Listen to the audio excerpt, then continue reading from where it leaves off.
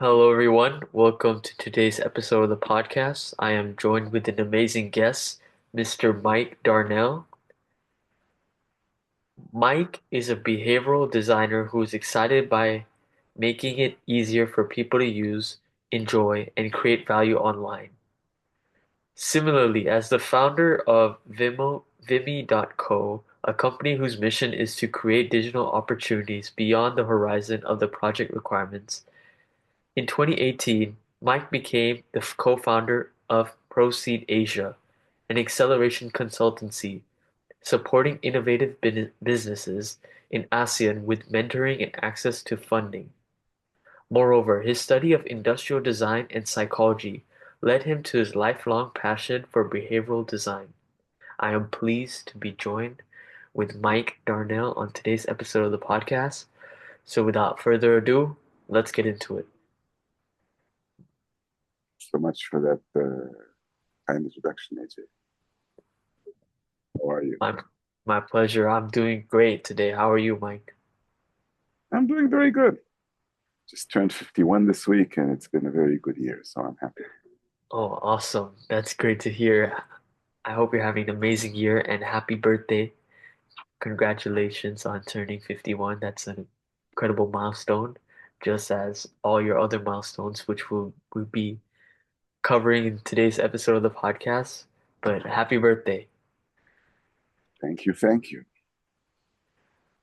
All right, Mike, would you like to introduce yourself to my audience, please?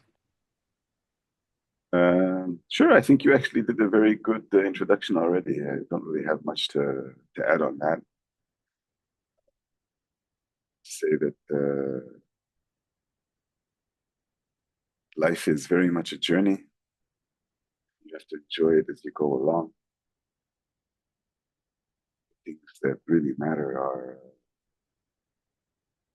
being able to leave the world a little bit better than you found it, having good friends, enjoying the kindness that people share with you, and being able to hopefully be kind in return. And everything else is just window dressing.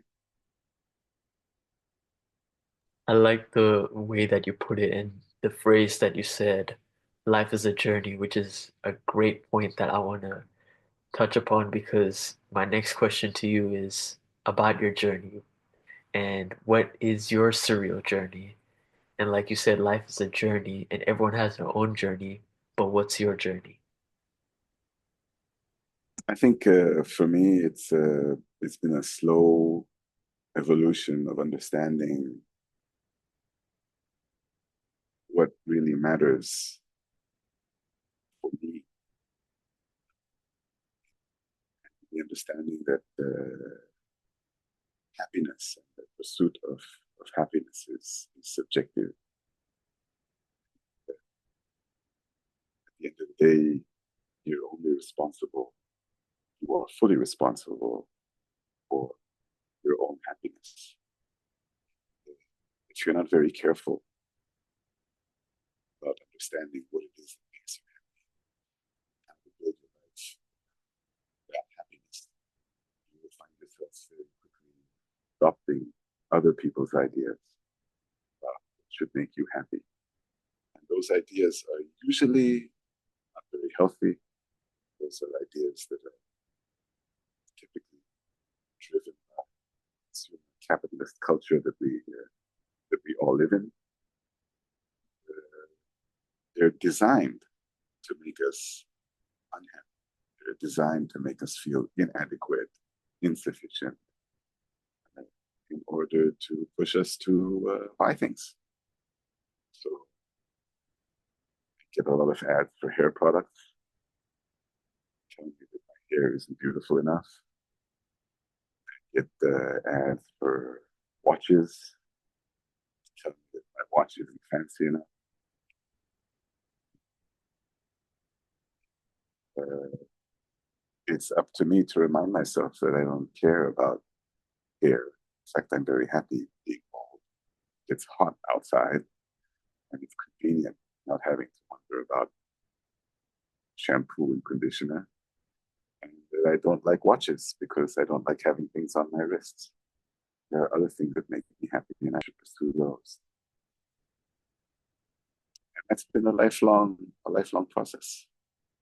Still, still, still on it. This is not the end result. It's just a step along the journey. That's great to hear that you about your about your surreal journey, and like you mentioned that it's a lifelong process, and I think that's another key point that is great to mention because like I mentioned in the introduction about Proseed Asia, which is something that you co-founded in 2018. And could you please share to my audience what inspired this initiative, what the mission was, and how the journey began? Sure. Proceed was originally an idea that was founded around a reality where a group of friends and myself approached by founders of businesses or startups, and each one of the members of that group had a different set of skills and services that they were able to share with these founders. So, legal advice, business setup, design, coaching, etc. And we figured that it would make a lot of sense to pool all our resources, set up an accelerator as a lead generation tool and employ pool marketing employ for our business. I never intended to run this. We had some time to be at the top of the pyramid of this thing. The reality is that that never really materialized. It never became a financial success. As a result, some of the original members chose to reduce their engagement, and I got stranded. I got stuck with this community that had already been set up and started to bring events and it's well liked. And that put me in a situation where I kind of had to think about what I want to do, proceed. I think that relates to what I just talked about insofar as happiness is concerned, definitions of success. And I felt that the definition of success for me, for Proceed, would be if it could become a community where we promoted the idea that kindness in business is a good idea, can be successful. These two things are not in opposition. In fact, the opposite is true. And that has been the mission of Proceed for pretty much most of the last 6 years or 7 years that we've been existent. And say that in that respect, Proceed has been very successful. A community of 360 people. We have an emailing list of somewhere in the order of 40,000 as a active for more than 7 years. Just about to go to a 54th event on the 22nd. So it's well attended. It's always tackled issues which are never really spoken or talked about in other venues. We've had panels that talked about things like life-work balance. We've had panels that talked about the wisdom that is accumulated with age. We've had panels where we brought experts from countries that are in conflict to share what that feels like and how they feel about the conflict. And our next panel is going to be about inequality and how business can work to reduce inequality in society. And I think that these are discussions that are very important. We always have very authentic discussions that make people think. And I've been told that we are the networking event for people who hate them. I'm very comfortable with that definition. Proceed is today a group where Uh, we offer networking opportunities that are the idea of promoting kindness in business as a key to being successful and enjoying life. Being successful means that you enjoy the work that you do and you enjoy the life that you have. And we have a very good reputation for arranging events where people have deep, meaningful, authentic discussions around the topics that are interesting and valuable, are usually not discussed in business settings and definitely not in networking settings. We are the networking opportunity for people who don't necessarily feel comfortable at other networking events. We encourage people to come, be themselves, trust in the group, trust in the vibe, just feel comfortable in their own skins. That's it. So we talked a little bit about Proceed Asia, and we know a little bit more about your journey.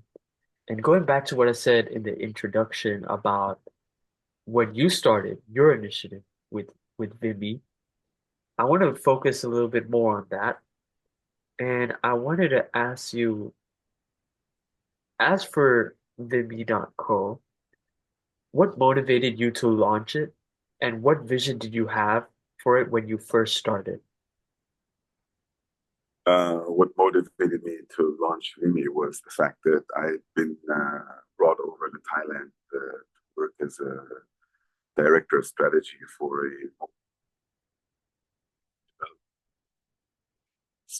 product. And after 3 months, I was fired. I had a family to feed, and that kind of put the pressure on to do something. That's actually quite interesting. And you mentioned that when you first came to Thailand, was there any expectations you have as to what you were going to expect, like how your role was going to be like? And what, in that period of time when you left the role, was there a lot of uncertainty and did you have to like, what pushed you through that difficult time?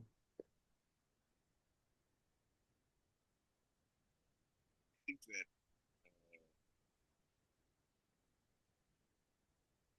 it's very difficult. My anxiety was high. Here I was with a 10-month-old daughter, wife, house, expenses, no income. It was terrifying.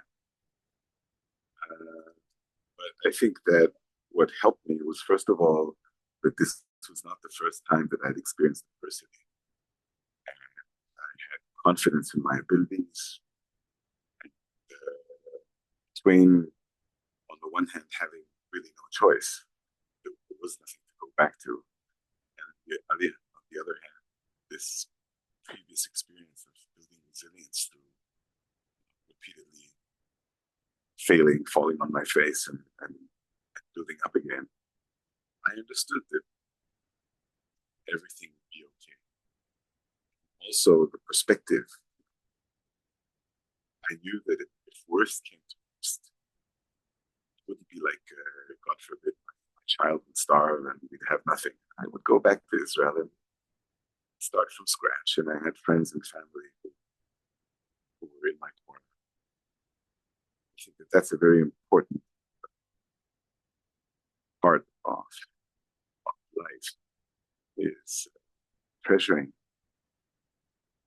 the connections and the community, the family, friends that you have, and understanding that when push comes to shove, you're probably not alone. You're probably much less alone than you think. There's always going to be someone there. Uh, that's it.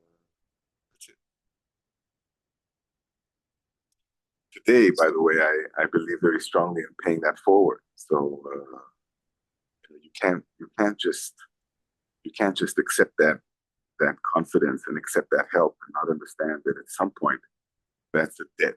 That is something that you have to pay, if not back, definitely forward. You will have to be open to the fact that at some point the universe is going to challenge you to support someone who is in need, and you have to make a choice to do that. You have to be there the same way that people were there for you. It's karma. Something I So we talked a bit about Vimby, the start, the initiative, what motivated you. But to my audience who's watching this podcast, and for everyone else who isn't really sure about Vimby and what this is all about, how do you, as a team, build awareness of Vimby to the wider audience, and in particular, those people who are watching this episode of the podcast? we're a digital agency, and over the years have become more specialized in supporting manufacturers, industry, and B2B companies. And in that space, we're well known for the work that we do, for the value of our clients. I think personally, I've grown in the vast expanse of design and marketing is. I've grown to find the corner that I enjoy best. I like working with engineers. I like clients that rely on procurement managers and procurement officers for their livelihood. The reason I like that is because I understand very well the logic process that drives a procurement person, and I know how to position a company so that it delivers very well to the expectations of a procurement officer, professional buyer. And that's a specialization that have to you have to walk the walk for years to understand how to develop that. That's where we are today. To say that I like it because it's a very logical process. So if you think about promoting fashion product or promoting fast goods, those are very emotional products, and they're very reliant on trends.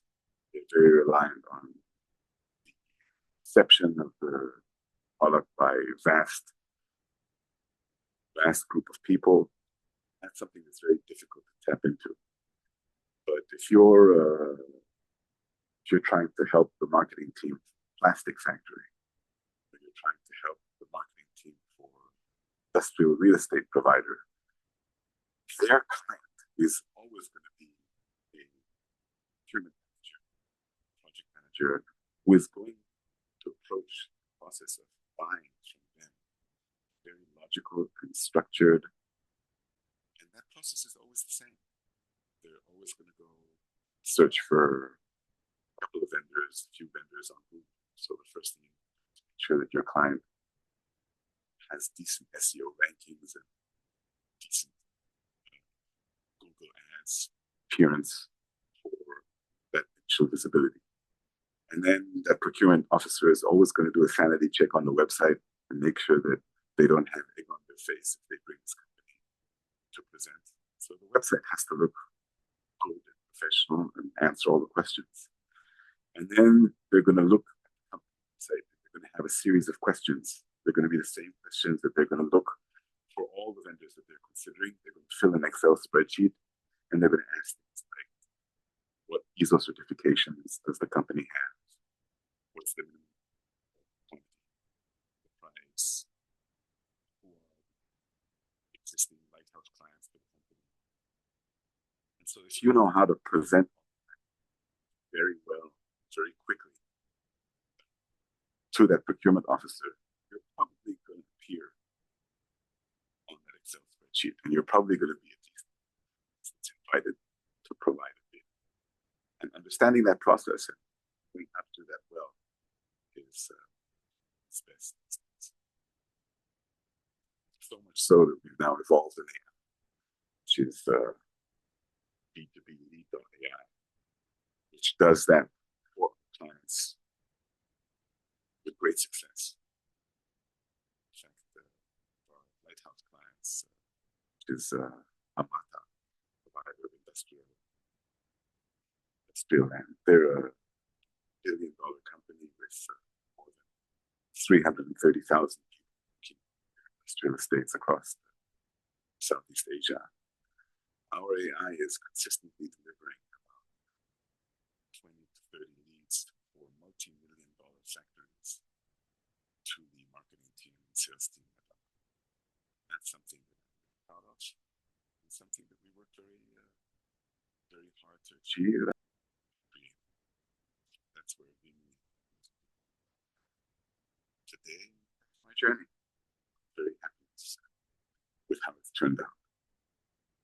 Absolutely. Like you mentioned, there's a lot to be happy with the way things are turned out, and I'm happy for you, the success of Vimy, and like you mentioned, your team and all the statistics that you mentioned. It's great to see that you, until now, Vimy has grown and you have everything working for you, and it's a great agency. And speaking of AI, which was something that you mentioned in your response, but also focusing on your agency, which is related to digital marketing, web development, apps, where do you see the future of all this in the next 10 years? Like, where do you see the future of AI, digital marketing, web development, apps? Like, what is the future like?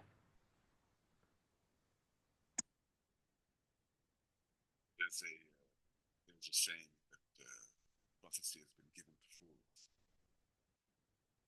I think it's very unwise to try and look not even 10 years into the future, but I'd say 2 years into the future is it's really very difficult to make predictions. What I will say is that I think for people who are concerned about job security and what's coming next, I think some fundamentals will always remain true, and that is when you're specialized in a particular area, you're able to provide value in that area, and you know how to ask the difficult questions in that area. That is something that at this point in time, AI is not really able to do very well. An AI can give very, very good answers to questions, but it's about understanding what are the right questions to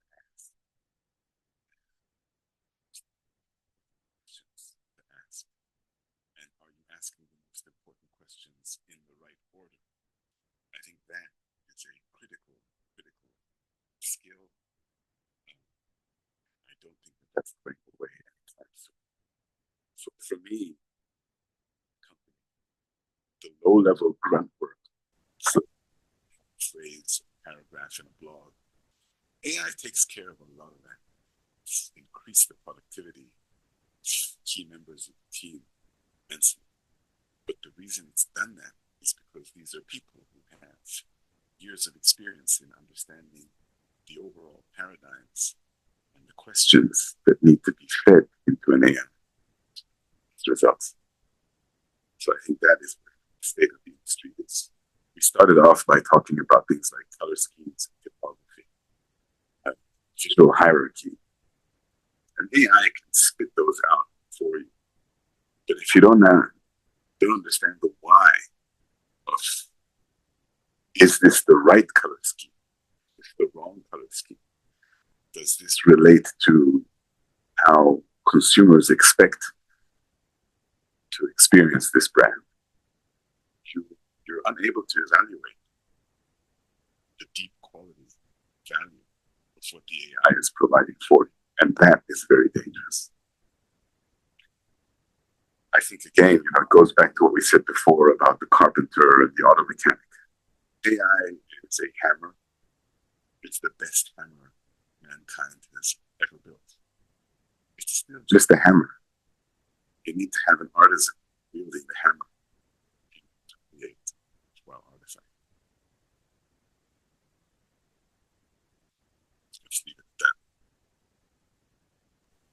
That's actually a great way to put it, and I like the analogy, and I like the way that you phrased the future because there's so much that can be discussed, and like you mentioned with the analogy, that was a great way to put at it.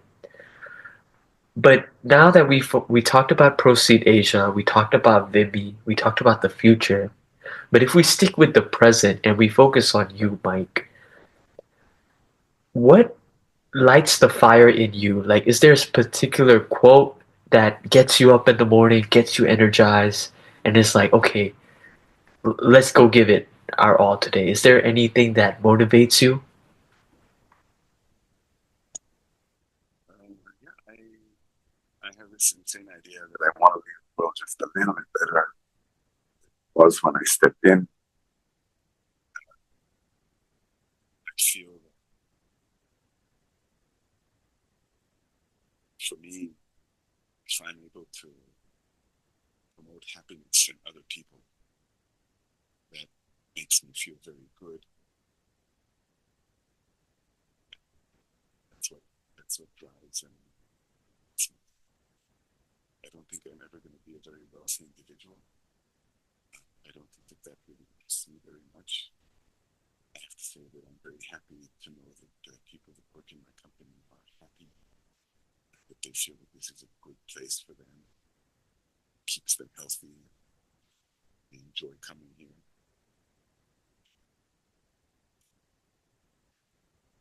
I'm so grateful and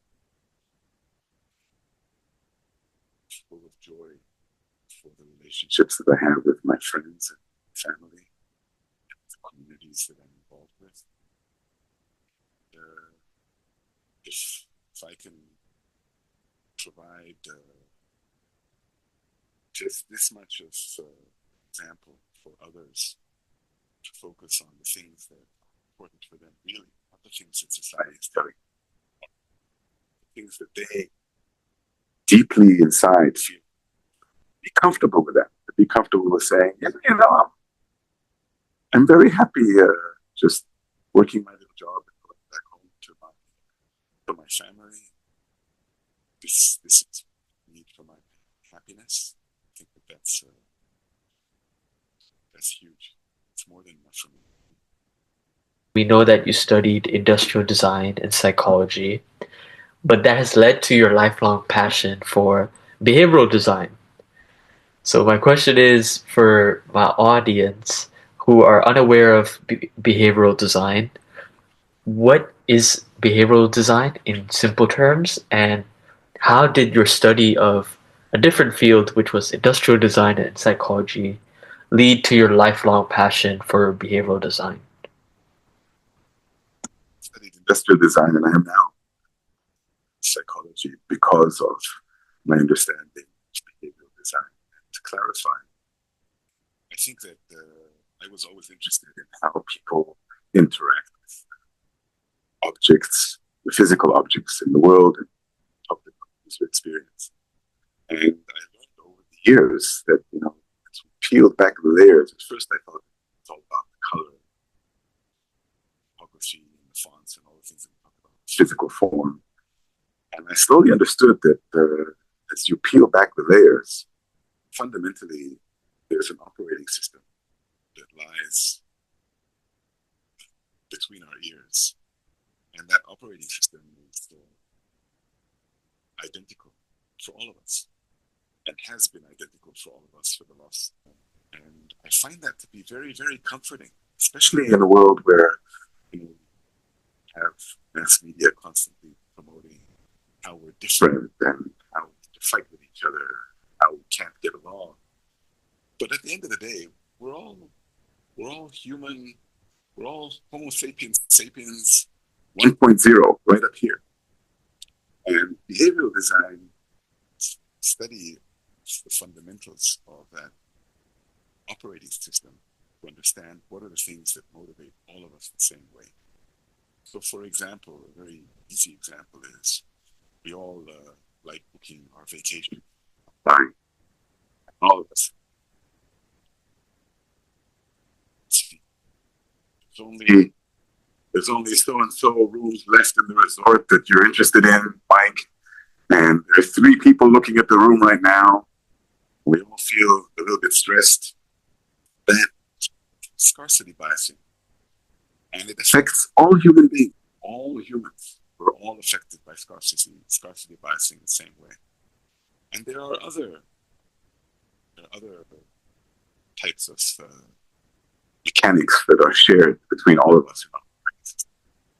And studying those is fascinating because it shows me how we're all the same. Therefore, we should treat each other, all of us, the same way we like to be treated. Kindness, respect, because we're all in this together. Nobody's getting out of here alive. We all have a responsibility to each other to try and make this journey as joyful and as happy as possible for all of us. That's a yeah, that's a great place to leave us. And as we are approaching this end of this interview section of the podcast, I would like to ask you one question, which I ask all my guests, which is, if you could voice one unique message to the world, what would it be? Be kind, it's free.